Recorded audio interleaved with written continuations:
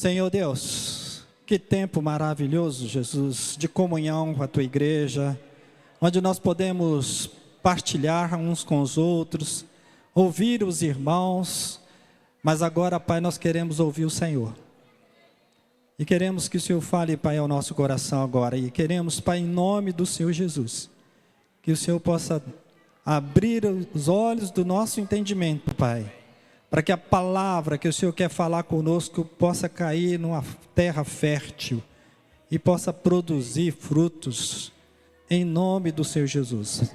Usa, Pai, o Teu servo, usa a Tua boca, usa a boca do Tiago agora para falar conosco. Nós somos todo ouvido, Senhor. Muito obrigado, Senhor, em nome de Jesus, amém.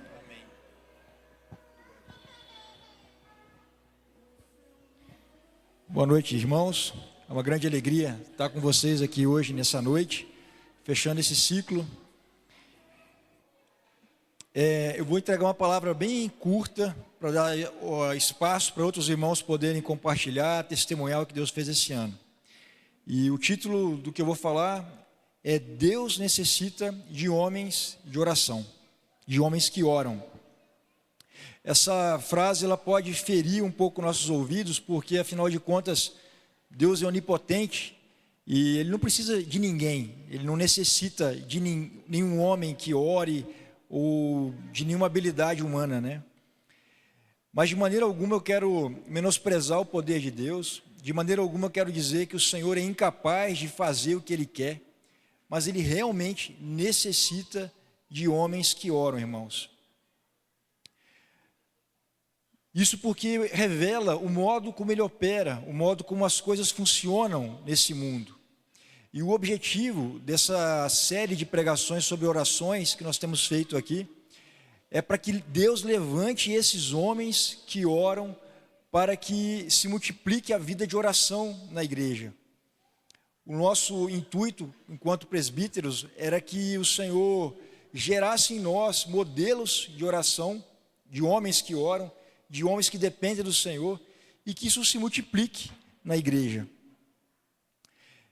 O nosso desejo é que a igreja, nossas famílias sejam locais em que os maridos e as mulheres tenham prazer em orar uns com os outros, em que a gente possa ouvir nossos filhos orando, ouvir a voz deles clamando ao Senhor, que haja nas viagens oração por horas, se necessário, que ao dividir os fardos uns dos outros, a gente sempre termine com oração. Em todo encontro haja oração. Porque, irmãos, nós não conseguimos levar nada para o outro mundo.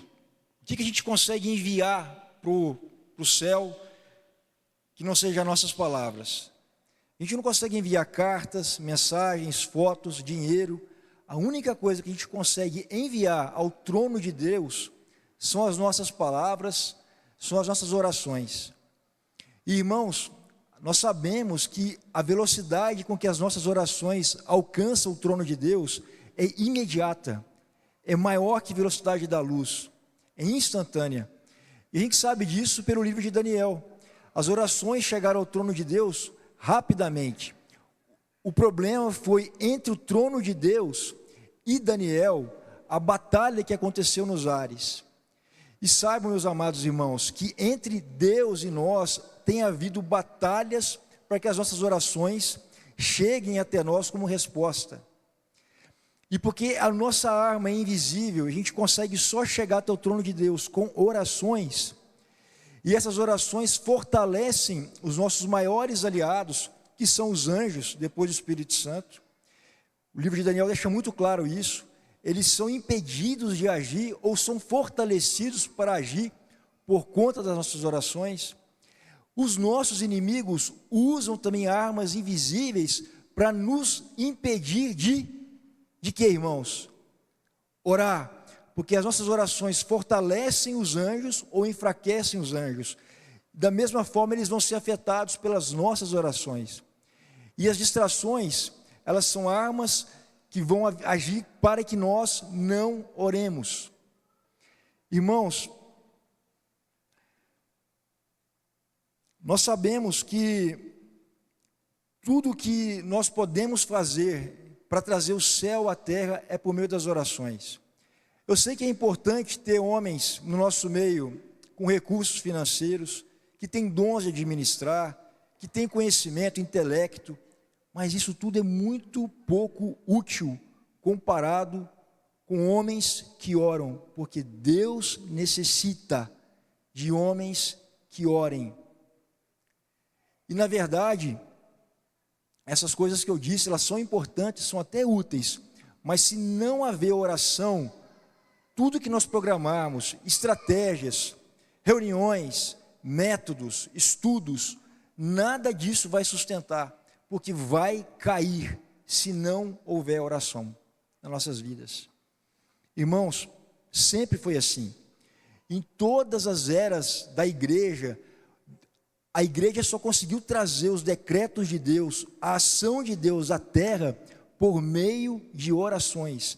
Almas de homens, de mulheres que oravam sem cessar, porque eles acreditavam que a única coisa que pode mudar alguém não é remédio, não é palavra, não é conselho, mas é o poder de Deus por meio das orações. Sempre foi assim. E nós podemos ver, irmãos, levantando o véu do mundo espiritual, como que isso acontece na história de Abimeleque. Está em Gênesis 20, antes de abrir, só parafraseando, Abimeleque era um rei da região de Gerar. Ele era um rei bom, ele era um rei que era honesto, mas quando ele viu Sara, a mulher de Abraão, ele queria possuir pela beleza dela. E Abraão também tinha mentido, ele disse que era irmã quando era esposa. E aí, meus irmãos, Deus aparece para Abimeleque em sonhos, e diz para ele o seguinte: eu vou te matar, e vou punir toda a sua casa, as mulheres vão ficar estéreis, e você vai ser punido com morte, porque você queria possuir uma mulher casada. E aí Abimeleque honestamente fala: Senhor, sinceramente, eu não sabia, se eu soubesse eu não teria feito isso. E aí vamos ler o texto para vocês verem o que acontece. Gênesis capítulo 20, versículo 7.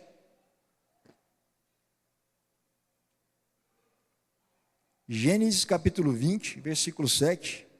Está aparecendo aí?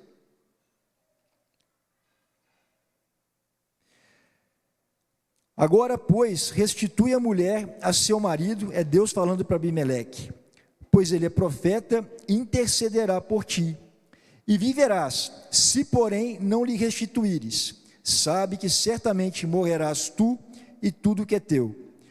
Olhem o versículo 17 e o 18. E orando Abraão, sarou Deus Abimeleque, sua mulher e suas servas, de sorte que elas pudessem ter filhos. Porque o Senhor havia tornado estéreis todas as mulheres da casa de Abimeleque, por causa de Sara, mulher de Abraão. Vocês estão percebendo? Deus puniu aquele rei, mas ele não ouviu o que Abimeleque falou. Deus queria sarar Abimeleque, mas para sarar Abimeleque, ele só ouviu um homem. Quem foi esse homem? Abraão. Porque Deus necessita de homens que oram. E ele necessitava da oração de Abraão para fazer a vontade dele, não era de Abimeleque. Irmãos, um outro exemplo, são dois, está em Jó 42, 7 e 9. Jó 42, 7 e 9. Todos vocês conhecem a história de Jó, um dos homens que mais sofreu na história da humanidade. Não só pela ação do diabo, mas também pelos amigos que ele tinha. Amigos que só traziam aqui para ele acusação e uma versão errada de quem Deus era. Por isso Jó sofreu. E Deus estava por aqui com o que se falava do próprio Deus para Jó. Então olha que Deus falou para um dos amigos de Jó. Está no versículo 7 de Jó 42. Vamos lá? Tendo o Senhor falado estas palavras a Jó, o Senhor disse também a Elifaz, um dos amigos dele, o temanita: a minha ira se acendeu contra ti e contra os teus dois amigos, porque não dissestes de mim o que era reto, como o meu servo Jó. Tomai, pois, 7 novilhos e 7 carneiros, e ide ao meu servo Jó, e oferecei holocaustos por vós. O meu servo Jó orará por vós, presta atenção, porque dele aceitarei a intercessão, para que eu não vos trate segundo a vossa loucura, porque vós não dissestes de mim o que era reto, com o meu servo Jó. Porque Deus necessita de homens que oram, e Deus necessitou de Jó para salvar os amigos dele, que estavam em risco, porque a Bíblia fala que a minha ira se acendeu contra os amigos de Jó.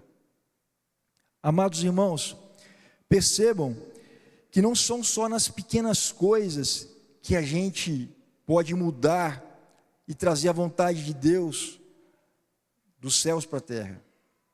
Deus necessita de vocês orando, de mim, de nós orando, homens, mulheres, crianças, velhos. Deus necessita para trazer a vontade dele à terra. E não só as pequenas vontades, as grandes.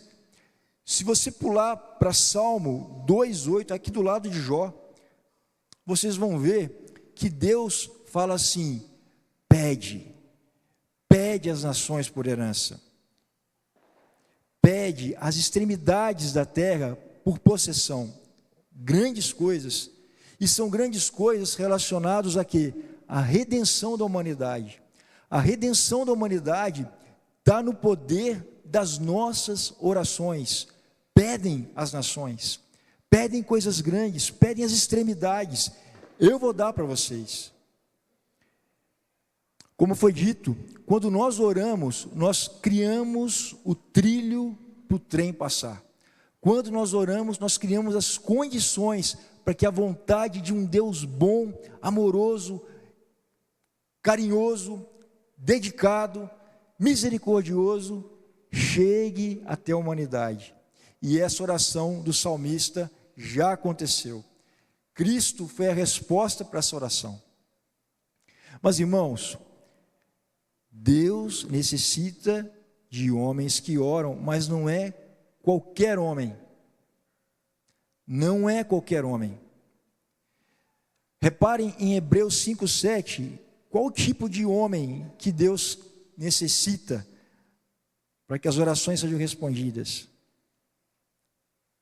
Hebreus 5:7, queridos irmãos, é um texto que também descortina uma das passagens mais misteriosas.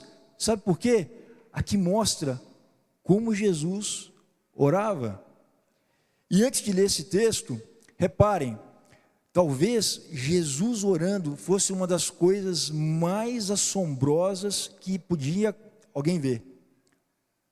Nenhum dos discípulos dele pediram para Jesus: ensina-me a andar sobre as águas, ensina-me a curar cegos, ensina-me a flutuar. Quando eles pediram algo para Jesus, eles pediram: Senhor, ensina-nos a orar. Porque quando ele orava, irmãos, não era uma oração fria, gélida, seca. Era a oração de um homem, não de um Deus, de um homem. Tanto que a palavra diz assim, Hebreus 5:7, ele, Jesus, nos dias da sua carne, como homem, tendo oferecido, reparem, forte clamor, lágrimas, orações, súplicas. Era uma oração suja, melada, não era uma coisa estéril, limpa, no sentido frio, né? Ele estava lacrimejando, chorando, né? Alta voz. E ele oferecia a quem o podia livrar da morte. Meus irmãos, nós oramos para quem realmente pode fazer as coisas. E observem, por que ele era ouvido? Por causa da sua piedade. Piedade. O que significa piedade? Do latim pio, santo. Por causa da sua vida santa, por causa da sua vida de devoção, ele era ouvido pelo Pai. Então, meus amados irmãos, nós temos livre acesso ao trono da graça, Mas não se enganem, as orações que Deus ouve têm a ver com a condição com que nós chegamos até o Senhor. Se nós chegamos com uma vida de santidade, isso sensibiliza mais o coração de Deus, e isso está em Hebreus 5:7. As nossas orações, não que a gente tem que ter ataques, emotivos, não é isso, mas elas têm que ser quentes, fervorosas. Eu creio que a nossa forma de orar é um grande termômetro, irmãos, da nossa espiritualidade. A forma como nós oramos mensura muito a maneira como nós estamos diante de Deus. Porque quem ora de uma forma viva é porque está vivo. E se você ora de uma forma morta, é porque talvez você está muito próximo da morte.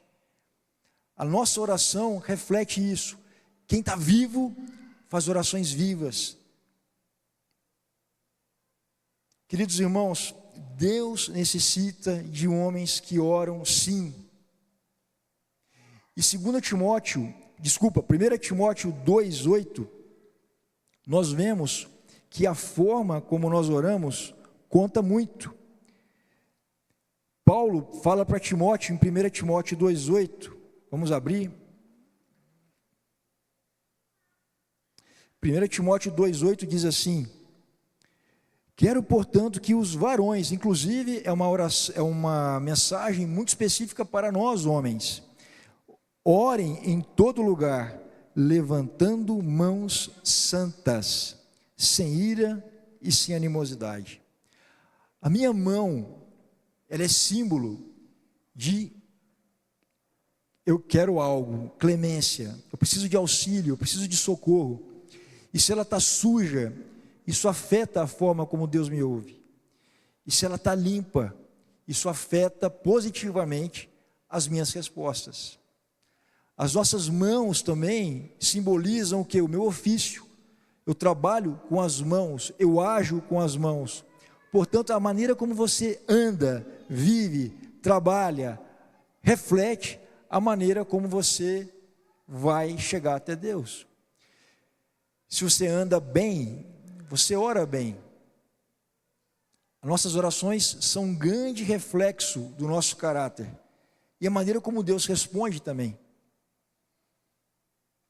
Irmãos, e eu creio nisso porque existe um grande paralelo entre tudo que nós vivemos aqui na terra e o que acontece nos céus. Jesus disse isso: seja feita a tua vontade, assim na terra como nos céus.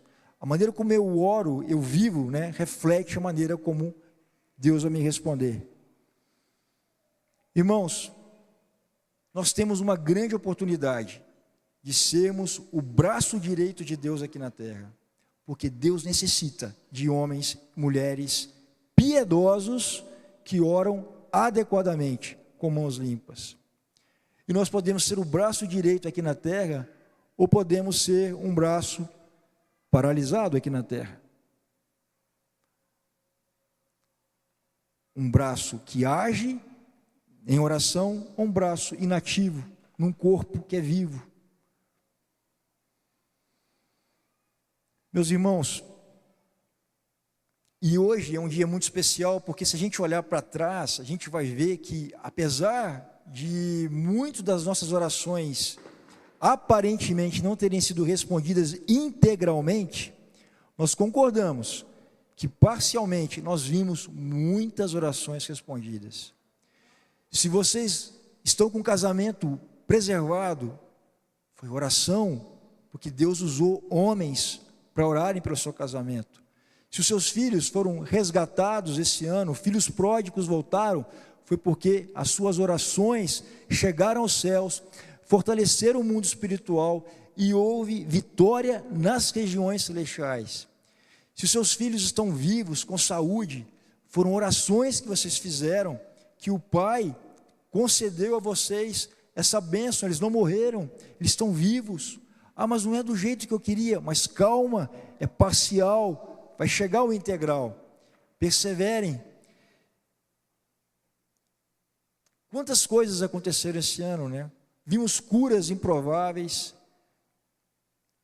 vimos famílias sendo restauradas, vimos coisas pequenininhas, né? Agasalho no inverno, pão com manteiga de manhã, café, arroz, feijão, o pão nosso todo dia chegou. Faltou para alguém? Tenho certeza que não. Não tivemos perseguição quando imaginávamos que seria tão rápida. Nós temos visto Deus respondendo muitas e muitas orações, irmãos. Como eu disse, era uma palavra muito breve para ficar apenas essa mensagem. Homens que oram são necessários, não subestimem isso. Mas homens piedosos, homens com mãos santas, que levantam mãos santas para os céus. Eu queria orar agora por vocês e deixar livre esse tempo, deixar para o Espírito Santo trazer irmãos que têm testemunhos vivos de tudo que eu falei. Aqui está a palavra, mas vocês são as cartas vivas. Vocês são as provas de orações que foram respondidas. Se o Senhor tocar no seu coração e vai trazer glória para Ele, sejam bem-vindos aqui. Eu acho que vai edificar muitos irmãos. Pai, obrigado, Senhor, por esse tempo tão precioso. Traga uma comunhão entre nós, Pai, que marque o começo desse ano.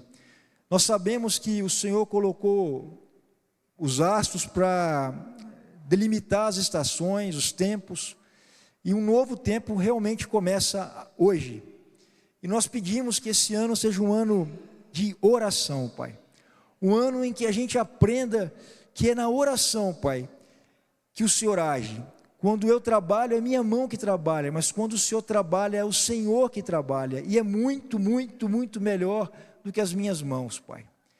Traga aos irmãos, Pai, perseverança nas orações. Não deixe, Pai, que as distrações, Pai, nos dá sabedoria esse ano, para não nos distrairmos, Pai, com nada, Pai. Que nós oremos em todo o tempo, Pai. Levanta sacerdotes que oram, crianças que oram, mulheres que oram, Pai. Em nome de Jesus, Pai. Amém, Senhor.